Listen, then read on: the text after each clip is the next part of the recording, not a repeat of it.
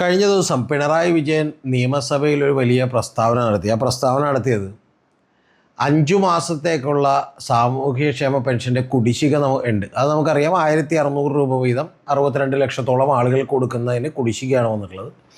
ആ കുടിശ്ശിക വന്നിട്ടുള്ള തുക ഈ വർഷവും അടുത്ത വർഷവുമായിട്ട് കൊടുത്തു തീർക്കും എന്നാണ് അദ്ദേഹം പറഞ്ഞേക്കുന്നത്. അതായത് 2 ഗഡു ഈ വർഷവും പിന്നെ 3 ഗഡു അടുത്ത കൊല്ലവുമായിട്ട് കൊടുത്തു തീർക്കും. അതായത് ഏതാണ്ട് 2025 വരെ കാത്തിരിക്കണം ഈ പറയുന്ന ജനം എന്നാണ് അദ്ദേഹം പറഞ്ഞേക്കുന്നത്. പിന്നെ രണ്ടാമത്തെ കാര്യം, ഈ 5 മാസത്തെ കുടിശ്ശിക കൊടുക്കാൻ ഈ സമയം വേണമെന്ന് അദ്ദേഹം പറഞ്ഞത് നമുക്ക് മനസ്സിലാക്കാം. പക്ഷേ എനിക്ക് മറ്റൊരു കാര്യം മനസ്സിലാകാത്തത്, ഒരു മാസം 900 കോടി രൂപ വേണം ഈ സാമൂഹ്യക്ഷേമ പെൻഷൻ മാത്രം കൊടുക്കാനായിട്ട്. അതപ്പോൾ ഈ 5 മാസം കുടിശ്ശിക നിർത്തിക്കൊണ്ട് ഇനി അടുത്ത മാസം മുതൽ കൃത്യമായി, അല്ലെങ്കിൽ ഈ മാസം മുതൽ കൃത്യമായി കൊടുത്തു തുടങ്ങുമോ എന്നൊരു ചോദ്യമുണ്ട്. അതെനിക്കറിയില്ല, അത് അദ്ദേഹം വ്യക്തമായി പറഞ്ഞിട്ടില്ല. അതായിരിക്കും പക്ഷെ അദ്ദേഹം ഉദ്ദേശിച്ചിട്ടുണ്ടാവുക. അപ്പോൾ ഇതിനകത്ത് എല്ലാവരും പറയുന്നൊരു കാര്യം എന്ന് പറയുന്നത്, പല ചാനലുകളിലുള്ള ചർച്ചകളൊക്കെ ഞാൻ കേട്ടു. അപ്പോൾ ആ ചർച്ചകളൊക്കെ കേട്ടപ്പോൾ അതിനകത്ത് നമുക്കറിയാം, ഈ സാമൂഹ്യക്ഷേമ പെൻഷൻ്റെ അവസ്ഥ തന്നെ നമുക്കൊന്ന് ആലോചിക്കാം. സാമൂഹ്യക്ഷേമ പെൻഷൻ 5 മാസം മുടങ്ങി എന്ന് മാത്രമല്ല, കെട്ടിട നിർമ്മാണ തൊഴിലാളി ക്ഷേമ പെൻഷൻ ഏതാണ്ട് 13 മാസമായിട്ട് മുടങ്ങി നിൽക്കുകയാണ്. അതുപോലെ നിരവധി കശുവണ്ടി തൊഴിലാളികൾ, ചെറുകിട തോട്ടം തൊഴിലാളികൾ, ബീഡി തൊഴിലാളികൾ, ഇതുപോലെ തന്നെ ഖാദി തൊഴിലാളികൾ, ഇവരുടെയൊക്കെ തന്നെ ക്ഷേമ പെൻഷനുകൾ, അതായത് ഇവരുടെ ക്ഷേമനിധി ബോർഡിൽ നിന്ന് ഇവർ പണമടച്ചിട്ട് പിന്നെ ഇവർ തന്നെ കാശ് കിട്ടുന്ന ക്ഷേമനിധി ബോർഡിൽ നിന്ന് പോലും ഉള്ള പെൻഷനുകളെല്ലാം തന്നെ 5 മുതൽ 13 മാസം വരെയായിട്ട് ഈ പെൻഷനുകളെല്ലാം തന്നെ മുടങ്ങിയിരിക്കുകയാണ്. ഈ മുടങ്ങിയിരിക്കുന്ന അവസ്ഥയിൽ അദ്ദേഹം പറയുന്നൊരു കാര്യം നമുക്ക് മനസ്സിലാക്കാം. അത് 900 കോടി വേണം, ഇപ്പോൾ ഖജനാവിൽ പണമില്ല എന്നാണ് അദ്ദേഹം പറഞ്ഞുകൊണ്ടിരിക്കുന്നത്. അപ്പോൾ അതിൽ അദ്ദേഹം ഏറ്റവും പ്രധാനപ്പെട്ട ഒരു കാര്യം പറഞ്ഞിട്ടുള്ളത്, ഈ പണം കേന്ദ്ര ഗവൺമെൻറ് തരാത്തതാണ് എന്ന് പറഞ്ഞു. കേന്ദ്ര ഗവൺമെൻറ് തരാത്തതിന് ഏറ്റവും ആദ്യം നമ്മുടെ ബാലഗോപാലൊക്കെ പറഞ്ഞിരുന്ന 57,000 കോടി രൂപ കിട്ടാനുണ്ട് എന്നുള്ളതാണ്. അതിൽ ചില ഹെഡുകളിലെ പണം കേന്ദ്ര ഗവൺമെൻറ് കൊടുത്തിട്ടില്ല, 10 മാസമൊക്കെ ആയിട്ട് കൊടുക്കാനുള്ളതുണ്ട്. ഉദാഹരണത്തിന് ഇപ്പോൾ ഒരു ഏതാണ്ട് 3000 കോടിയിലധികം രൂപ അത്തരത്തിൽ പല പല ഹെഡുകളിലായിട്ട് കേന്ദ്ര ഗവൺമെൻറ്റിൻ്റെ വിഹിതമായിട്ട് കൊടുക്കേണ്ടതുണ്ട്, അത് കൊടുത്തിട്ടില്ല. പക്ഷേ ഇതൊന്നും ഇപ്പോൾ കേന്ദ്ര ഗവൺമെൻറ്റിൽ ആദ്യമായിട്ട് സംഭവിക്കുന്നൊരു കാര്യമല്ല. ഇത് നേരത്തെ UPA ഗവൺമെൻറ്റിൻ്റെ കാലത്തും അതിനു മുമ്പ് VP സിംഗ് ഗവൺമെൻറ്റിൻ്റെ കാലത്തും ഒക്കെ തന്നെ ഇതുപോലെ കേന്ദ്ര ഗവൺമെൻറ് വളരെ കൃത്യമായി മാസാമാസം തന്നെ പണമൊന്നും കൊടുത്തിട്ടില്ല. ഒന്ന്. രണ്ടാമത്തെ കാര്യം ഈ സ്റ്റേറ്റ് ഗവൺമെൻറ് ഇങ്ങനെ നോക്കിയിട്ടുണ്ടെങ്കിൽ ഫെഡറൽ സിസ്റ്റത്തിൻ്റെ ലംഘനമാണെന്നൊക്കെ പറഞ്ഞാൽ തദ്ദേശ സ്വയംഭരണ സ്ഥാപനങ്ങൾക്കെല്ലാം അവർക്ക് അർഹതപ്പെട്ട വിഹിതങ്ങളൊക്കെ കൃത്യമായി കൊടുക്കാറുണ്ടായിരുന്നു. അതൊന്നും പലപ്പോഴും കൊടുക്കാറില്ല, പലപ്പോഴും വൈകും. പിന്നെ ഇതിൽ കേന്ദ്ര ഗവൺമെൻറ് പണം തരില്ല എന്ന് പറയുമ്പോൾ ഏറ്റവും പ്രധാനപ്പെട്ടൊരു കാര്യം, ഇപ്പോൾ കഴിഞ്ഞ ദിവസം റിപ്പോർട്ടർ TVയിൽ അരുൺകുമാർ അടക്കമുള്ള, അതുപോലെ നമ്മുടെ ന്യായീകരണ തൊഴിലാളികൾ അടക്കമുള്ള പലരും, അരുൺകുമാർ ഞാൻ ആ കൂട്ടത്തിൽ പെടുത്തുന്നില്ല, പക്ഷേ മറ്റു പലരും ഒക്കെ എല്ലാം തന്നെ പറയുന്നൊരു കാര്യം, ഈ 3% മാത്രമേ കേരളത്തിന് കടമെടുക്കാൻ അർഹതയുള്ളൂ. അപ്പോൾ ആ കടമെടുപ്പിൻ്റെ പരിധിയിലേക്ക് ഈ കഴിഞ്ഞ, അതായത് കിഫ്ബി മുഖേന എടുത്തിട്ടുള്ള കടം മുഴുവൻ ഈ റിട്രോസ്പെക്റ്റീവ് എഫക്റ്റിൽ, അതായത് മുൻകാല പ്രാബല്യത്തോടു കൂടി കേരളത്തിൻ്റെ കടത്തിൻ്റെ കണക്കിലേക്ക് പെടുത്തിയത് കൊണ്ടാണ് കേരളത്തിന് ഇത്ര വലിയ ദുരിതമുണ്ടായത്. ഇതെല്ലാം തന്നെ കേന്ദ്ര ഗവൺമെൻറ് രാഷ്ട്രീയമായി കേരള ഗവൺമെൻറ് ഞെരുക്കുന്നതിനാണെന്നാണ്. ഇതെങ്ങനെയാണ് ശരിയാവുന്നത്? കാരണം ഇതിൽ കേന്ദ്ര ഗവൺമെൻറ് തീർച്ചയായിട്ടും, ഞാൻ തോമസ് ഐസക്കിനോട് സംസാരിച്ച ഒരാളാണ്. തോമസ് ഐസക്കിനോട് സംസാരിച്ചപ്പോൾ അദ്ദേഹം ഓൺ റെക്കോർഡിൽ എന്നോട് വ്യക്തമായി പറഞ്ഞൊരു കാര്യം, കിഫ്ബിക്ക് വേണ്ടി നിങ്ങൾ ലോൺ എടുക്കുന്നു എന്ന് പറയുമ്പോൾ അത് ശരിയല്ലല്ലോ. കാരണം കേന്ദ്ര ഗവൺമെൻറ്റിൻ്റെ ഒരു നിയമത്തെ നിങ്ങൾ മറികടക്കാൻ വേണ്ടിയിട്ടല്ലേ കിഫ്ബി ഉണ്ടാക്കിയത് എന്ന് ഞാൻ അദ്ദേഹത്തോട് ചോദിച്ചതാണ്. അതായത് മുൻ ധനകാര്യമന്ത്രിയായിട്ടുള്ള തോമസ് ഐസക്കിനോട്. അന്ന് അദ്ദേഹം എൻ്റെ അടുത്ത് മുഖത്ത് നോക്കി പറഞ്ഞ മറുപടി എന്താണെന്ന് വെച്ചിട്ടുണ്ടെങ്കിൽ, ഞാനൊരു അക്കൗണ്ടൻ്റ് അല്ല എന്നും നമ്മളിവിടെ വികസനം പതുക്കെ വന്നാൽ പോരെന്നും, വികസനം വരാൻ വേണ്ടിയിട്ട് ഈ കേന്ദ്ര ഗവൺമെൻറ് നിയമത്തെ മറികടക്കുന്നതിന് വേണ്ടി നമ്മൾ ഒരു ധനമന്ത്രി എന്നുള്ള നിലക്ക് പല ഉപായങ്ങളും തേടുമെന്നും, ആ ഉപായങ്ങൾ തേടുന്നതിൻ്റെ ഭാഗമായിട്ടാണ് ഈ പറയുന്ന കിഫ്ബി എന്ന് പറയുന്ന ഒരു പ്രസ്ഥാനം കൊണ്ടുവന്നത് എന്നും അദ്ദേഹം എൻ്റെ മുഖത്തേക്ക് പറയുന്നുണ്ട്. എന്ന് പറഞ്ഞാൽ അപ്പോൾ സ്വാഭാവികമായിട്ട് കേന്ദ്ര ഗവൺമെൻറ് എന്ത് ചെയ്യണം? കേന്ദ്ര ഗവൺമെൻറ് ഈ പറയുന്ന ഓഫ് ബഡ്ജറ്റ് ബോറോയിങ്, അതായത് ബഡ്ജറ്റിന് പുറത്തുള്ള കേരള ഗവൺമെൻറ്റിൻ്റെ അല്ല എന്നുള്ള തീരുമാനത്തിൽ മറ്റൊരു പ്രസ്ഥാനം ഉണ്ടാക്കുകയും അതുവഴി മസാല ബോണ്ട് പോലെയുള്ള പല ബോണ്ട് എന്നൊക്കെ പറഞ്ഞ് 2000-ലധികം കോടി രൂപ ലോൺ എടുക്കുകയും ചെയ്തു. ഈ ലോൺ കേരള ഗവൺമെൻറ്റിൻ്റെ തന്നെ ലോണാണ്, അത് കേരള ഗവൺമെൻറ് തന്നെ തിരിച്ചടക്കേണ്ട ലോണാണ് എന്ന് വ്യക്തമായി അറിയാവുന്ന കേന്ദ്ര ഗവൺമെൻറ് അത് സ്വാഭാവികമായിട്ടും തടസ്സപ്പെടുത്താൻ ശ്രമിക്കില്ലേ? കാരണം അത് അങ്ങനെ അനുവദിച്ചു കൊടുത്താൽ ഇനി നാളെ മറ്റെല്ലാ സ്റ്റേറ്റുകളും ഇതുപോലെ കൊടുത്തിട്ടുണ്ടെങ്കിൽ എന്തൊരു അരാജകത്വമാണ് നമ്മുടെ ഫിസ്ക്കൽ മാനേജ്മെൻറ്റിൽ സ്റ്റേറ്റ് ഗവൺമെൻറ്റിൽ ഉണ്ടാവുക. അപ്പോൾ അത് ഒരു കാരണവശാലും അത്തരത്തിൽ നമുക്ക് തീർച്ചയായിട്ടും സ്വാഭാവികമായിട്ടും ഇത് ചെയ്യാൻ കഴിയില്ല. ഒരു കേന്ദ്ര ഗവൺമെൻറ്റും ന്യായമായി അവതരിപ്പിക്കണം. അതുകൊണ്ട് പറയുകയാണ്, അത്തരത്തിലുള്ള ഓഫ് ബജറ്റ് ബോറോയിങ് കൃത്യമായി റെട്രോസ്പെക്റ്റീവ് എഫക്റ്റിൽ ഈ കേരളത്തിൻ്റെ ഗവൺമെൻറ്റിൻ്റെ കടത്തിൻ്റെ ഒപ്പം തന്നെ എഴുതി ചേർത്തപ്പോൾ സ്വാഭാവികമായിട്ടും കേരളത്തിന് കടമെടുക്കാൻ കഴിഞ്ഞില്ല. അത് നാച്ചുറലി കേരളം ഒരു നിയമത്തെ ഒന്ന് മറികടക്കാൻ നോക്കുമ്പോൾ ഏതൊരു മിടുക്കനായ ഓണറും ചെയ്യുന്നത് പോലെ അല്ലെങ്കിൽ ഒരു മാനേജറും ചെയ്യുന്നത് പോലെ തന്നെ അതിനെ തടയിടാൻ കേന്ദ്ര ഗവൺമെൻറ് നോക്കി എന്നതാണ് ഒരു കാര്യം. ഇനി രണ്ടാമത് പറയുന്നൊരു കാര്യം, നമ്മൾ ചില സോഷ്യൽ ഇൻഡെക്സുകളിലെല്ലാം തന്നെ പലപ്പോഴും ജനസംഖ്യാ വർധനവിൻ്റെ കാര്യത്തിൽ നമ്മൾ പുറകിലാണ്.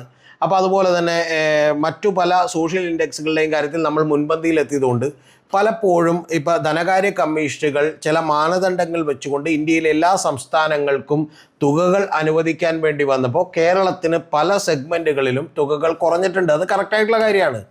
പക്ഷേ അതിപ്പോൾ നമ്മൾ ഇവിടെ നിന്ന് കേരളത്തിൽ നിന്ന് വളരെ ഒരു സ്വാർത്ഥ ലാഭത്തോടു കൂടി നോക്കുമ്പോൾ കേരളത്തിലേക്ക് ആ പണം കൂടുതൽ കിട്ടണം. കാരണം ഞങ്ങളിവിടെ ജനസംഖ്യാ നിയന്ത്രണം നടപ്പിലാക്കി, ഞങ്ങളിവിടെ ഹെൽത്ത് ഇൻഡെക്സിൽ ഞങ്ങൾ മുൻപിലായി, അതുകൊണ്ട് ഞങ്ങൾക്കുള്ള പണം പിന്നീട് വെട്ടിക്കുറക്കുന്നത് ശരിയല്ല എന്നൊക്കെ നമുക്ക് പറയാമെങ്കിൽ പോലും, ഒരു സ്വാർത്ഥതയുടെ പേരിൽ പറയാമെങ്കിൽ പോലും, നിങ്ങളൊന്ന് ആലോചിച്ച് നോക്കണം. വളരെ കൃത്യമായി നമുക്ക് ഏതൊരു രാജ്യത്തിരിക്കുന്ന ഗവൺമെൻറ്റിനും അങ്ങനെ തന്നെയല്ലേ ചെയ്യാൻ കഴിയൂ? അതല്ലേ നീതിയും അതല്ലേ ന്യായവും?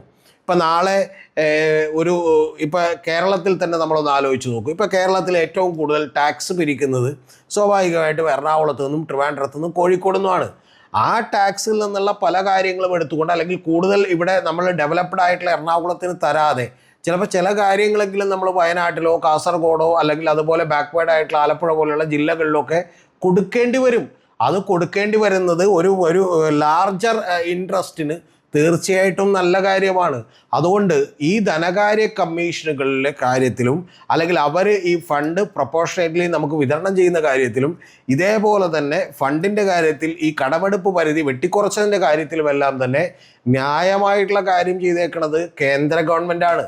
പക്ഷേ ഇത് പറയാൻ സത്യത്തിൽ ഇവിടെ BJPക്കാരില്ല, RSSകാരില്ല, കൃത്യമായി ഇതിനെക്കുറിച്ച് പഠിച്ചിട്ടുള്ള 1-2 അപൂർവം ചില ആളുകൾ മാത്രമേ ഉള്ളൂ.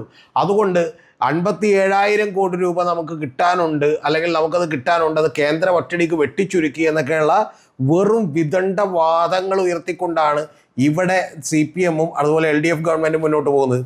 ഇവിടെ ഞാൻ നിങ്ങളോടൊരു കാര്യം ചോദിക്കട്ടെ. ഇതിന് ഉത്തരവാദികൾ LDF ഗവൺമെൻറ് മാത്രമല്ല എന്നാണ് എനിക്ക് പറയാനുള്ളത്. UDF-ഉം LDF-ഉം അടക്കമുള്ള ഗവൺമെൻറ്റുകളെല്ലാം തന്നെ ഇവിടെ ഭരിച്ചുകൊണ്ടിരുന്നത്. അപ്പോൾ അതിൽ ഏറ്റവും പ്രധാനപ്പെട്ട ഉത്തരവാദി CPM ആണ്, രണ്ടാമത്തെ ഉത്തരവാദി കോൺഗ്രസ്സൊക്കെയാണ്.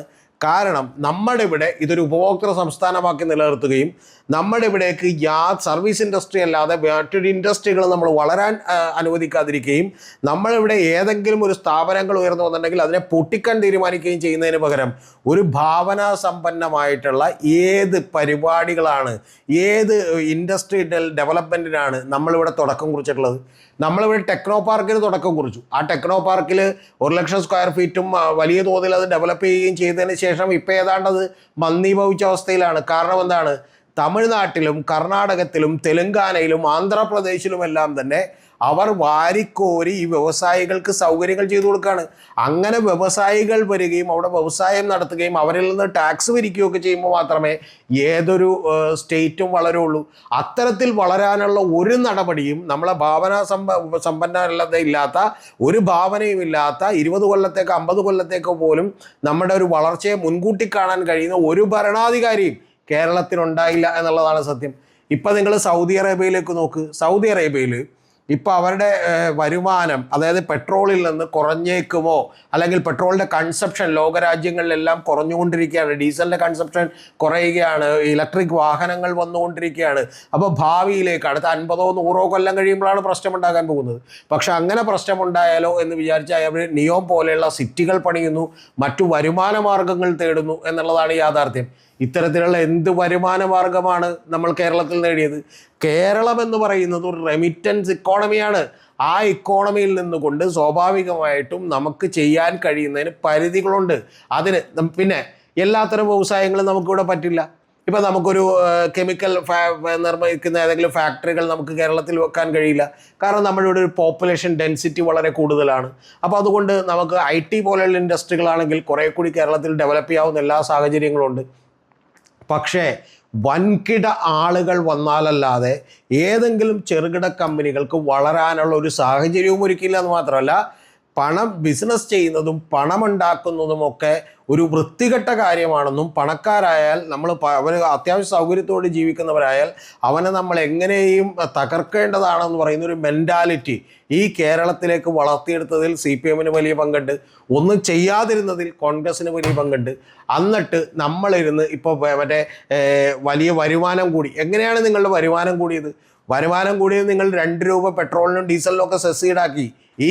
ഈ ലോകത്ത്, അതായത് ഈ തൊട്ട് അപ്പുറം വാളയാർ ചെക്ക് പോസ്റ്റ് കഴിഞ്ഞ് തൊട്ടപ്പുറത്ത് പോയിട്ടുണ്ടെങ്കിൽ പെട്രോളിൻ്റെ വില കുറവാണ്.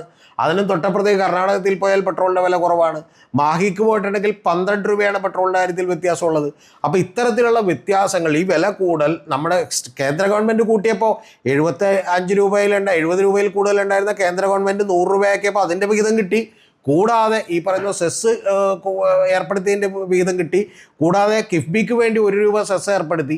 ഇങ്ങനെയുള്ള പല പണികളും ഏർപ്പെടുത്തിയെന്ന് മാത്രമല്ല, നിങ്ങളുടെ ദൂർത്തിനും ഒരു അന്ത്യവുമില്ല എന്നുള്ളതാണ് വാസ്തവം.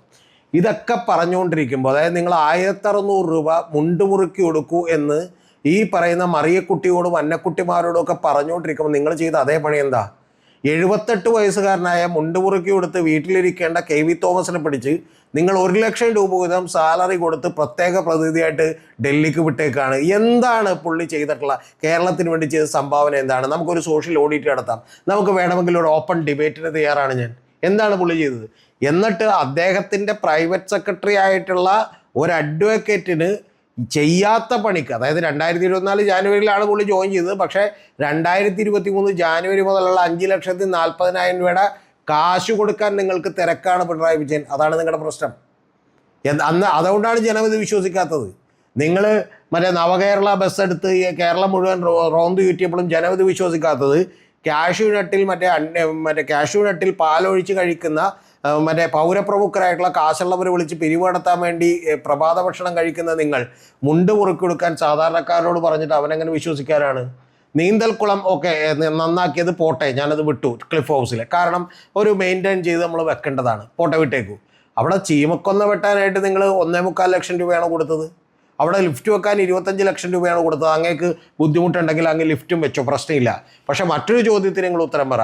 നിങ്ങൾ ചിന്താ ജെറോമിന്, അതായത് യുവജന വനിതാ കമ്മീഷൻ അധ്യക്ഷക്ക് നിങ്ങൾ ഈ പറയുന്ന റെട്രോസ്പെക്റ്റീവ് എഫക്റ്റിൽ നിങ്ങൾ മുൻകാല പ്രാബല്യത്തോടുകൂടി നിങ്ങൾ കാശ് കൂട്ടി കൊടുക്കുകയും 8 ലക്ഷം രൂപ കൊടുക്കുകയും ചെയ്തത് എന്തിനാണ്? ഇനി അതും പോട്ടെ, നിങ്ങളിപ്പോൾ ഏറ്റവും ഒടുവിൽ PSC മെമ്പർമാരായിട്ട് 21 വരെ വെച്ചിട്ടുണ്ട്. ഇന്ത്യയിൽ വേറെ ഏതെങ്കിലും ഒരു സ്റ്റേറ്റിൽ, UPSC അടക്കമുള്ള ഏതെങ്കിലും ഒരു സ്റ്റേറ്റിൽ 21 പേരുണ്ടോ? ആ 21 പേർക്ക് നിങ്ങൾ 2.25 ലക്ഷം രൂപ വീതം ശമ്പളം കൊടുക്കുന്നു. TA 15 രൂപ വീതം ഓരോ കിലോമീറ്ററും നിങ്ങൾ TA കൊടുക്കുന്നു, കാറ് കൊടുക്കുന്നു, വീട് കൊടുക്കുന്നു, HRA അലവൻസ് കൊടുക്കുന്നു. ഇതെല്ലാം കഴിഞ്ഞതിന് ശേഷം നിങ്ങൾക്ക് പിരിഞ്ഞു കഴിയുമ്പോൾ ഫുൾ പെൻഷൻ കൊടുക്കുന്നു. കൂടാതെ ഏതെങ്കിലും ഹോസ്പിറ്റലിൽ ചികിത്സ ജീവിതകാലം മുഴുവൻ ഭാര്യയ്ക്കും ഭർത്താവിനും അല്ലെങ്കിൽ അവരുടെ പങ്കാളിക്ക് കൂടി ചികിത്സ കൊടുക്കുന്നു. ഇത് എവിടെയാണ് പിണറായി വിജയൻ ഇത് കേട്ടിട്ടുള്ളത്?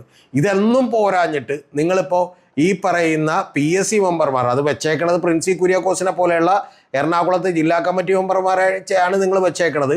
അവർ ശ്രീശങ്കരാചാര്യർ ജനിച്ചിട്ടുള്ളൊരു ടൈമും പീരീഡും ഒക്കെ പറഞ്ഞിട്ടുണ്ട്. അന്ന് ശ്രീശങ്കരാചാര്യർ ജനിച്ചതെപ്പോഴാണെന്ന് പോലും അറിയാതെ അവർ കാലടി ശ്രീശങ്കരാചാര്യ കോളേജിൽ നിന്ന് PhD എടുത്തതാണ്. അതിൽ 3000 തെറ്റുണ്ട്. ആ തെറ്റൊക്കെ വിടാം. ശ്രീശങ്കരാചാര്യർ അറിയാഞ്ഞത് ഭാഗ്യം, അദ്ദേഹം ജീവിച്ചിരിക്കാത്തതുകൊണ്ട് കുഴപ്പമില്ല. കാരണം അദ്ദേഹം ജീവിച്ച കാലഘട്ടമൊക്കെ ഇവർ എഴുതി വെച്ചേക്കണ പോലും തെറ്റാണ്.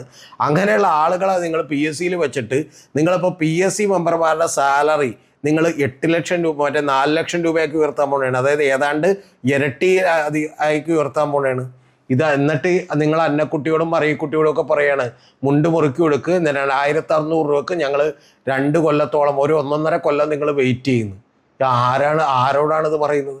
ഇതെല്ലാം പോട്ടെ, ഇനി ഇതൊക്കെ പോട്ടെ, ഇനി എന്തെങ്കിലും ഓരോക്കെ ആളുകൾക്ക് നിങ്ങൾ സൗജന്യമായിട്ട് കൊടുത്തു എന്ന് വിചാരിക്കുക. പ്രിയ വർഗീസിൻ്റെ അപ്പോയിൻമെൻറ്റിന് വേണ്ടി ചാൻസലർക്കെതിരെ കേസ് നടത്താൻ നിങ്ങൾ എത്ര കൊടുത്തു?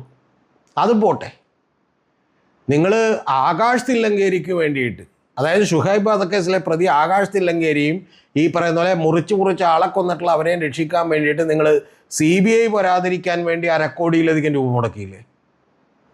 അപ്പോൾ ഇത്രയൊക്കെ മുടക്കിക്കഴിഞ്ഞ് നിങ്ങളിപ്പോൾ പറയുന്നത് വരൂ നമുക്ക് കേരളീയം എന്ന് പറയുന്ന ഒരു പരിപാടി കഴിഞ്ഞ തവണ 27 കോടി രൂപ മുടക്കി അടിച്ചു പൊളിച്ചു, ഇത്തവണ വീണ്ടും നമുക്ക് അടിച്ചു പൊളിക്കാം, പക്ഷേ ഇവിടെ വലിയ ബുദ്ധിമുട്ടിലാണ് എന്നാണ് പറയുന്നത്. ഈ ബുദ്ധിമുട്ടിലാണെന്നൊക്കെ പറയുമ്പോഴും MP ഗോവിന്ദനടക്കം പിണറായി വിജയനടക്കം എല്ലാവരും യാത്ര ചെയ്യുന്നത് ബിസിനസ് ക്ലാസ്സിലാണ്. ഞാൻ ഈ കഴിഞ്ഞ ദിവസം ഒന്ന് ആലോചിച്ചുമായിരുന്നു, നമ്മുടെ അസീം പ്രേംജി എന്ന് പറയുന്ന വിപ്രോയുടെ ചെയർമാനുണ്ട്, അദ്ദേഹം കോടീശ്വരനാണ്, ഫ്ലൈറ്റ് മേടിക്കാൻ കഴിയുന്ന ഒരാളാണ്, പക്ഷെ അദ്ദേഹം ഫ്ലൈറ്റിൽ ഇക്കണോമി ക്ലാസ്സിലാണ് യാത്ര ചെയ്യുന്നത്.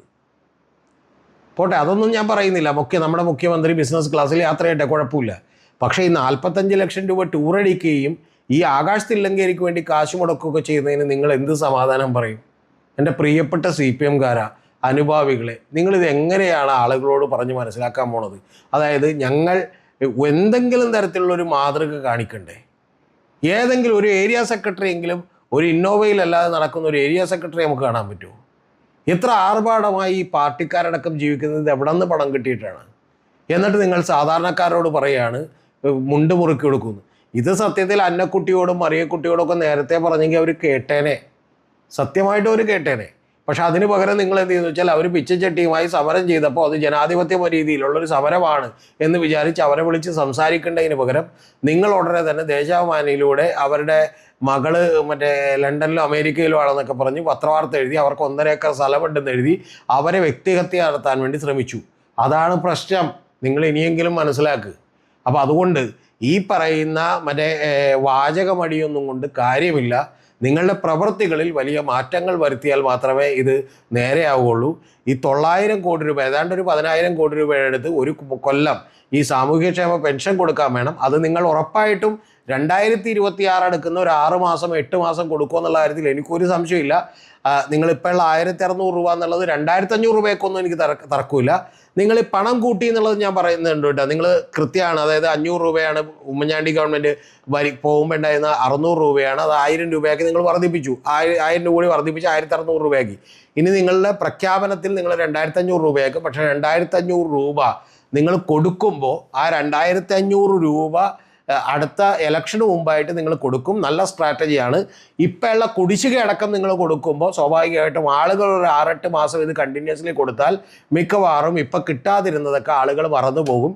അപ്പോൾ കഴിഞ്ഞ തവണ കിറ്റും ക്ഷേമ പെൻഷനും ഒക്കെ കൊടുത്ത് വോട്ട് മേടിച്ചതുപോലെ തന്നെ മേടിക്കാം എന്നുള്ളൊരു സ്ട്രാറ്റജിയാണുള്ളത്. ചിലപ്പോൾ നടന്നേക്കാം, നടക്കൂലെന്നൊന്നും ഞാൻ പറയുന്നില്ല. കേരളത്തിലെ ജനങ്ങൾ കുറച്ച് മറവിയൊക്കെ കൂടുതലാണ്, അതുകൊണ്ട് ചിലപ്പോൾ അവർ പെട്ടെന്നൊക്കെ അങ്ങോട്ട് മറന്നേക്കാം. അല്ലെങ്കിൽ മറവി കൂടുതലാണെന്ന് പറഞ്ഞാൽ അവർക്ക് ഓർമ്മയില്ലാഞ്ഞിട്ടല്ല, അവരങ്ങനെ പുറത്തു തരാനൊക്കെ തയ്യാറുള്ളവരാണ്, അതുകൊണ്ട് അവർ മറന്നേക്കും. പക്ഷെ ഒരു കാര്യം, ഇതൊക്കെ ഒരാൾക്കും മനസ്സിലാവില്ല എന്ന് നിങ്ങൾ വിചാരിച്ച് കളയരുത്.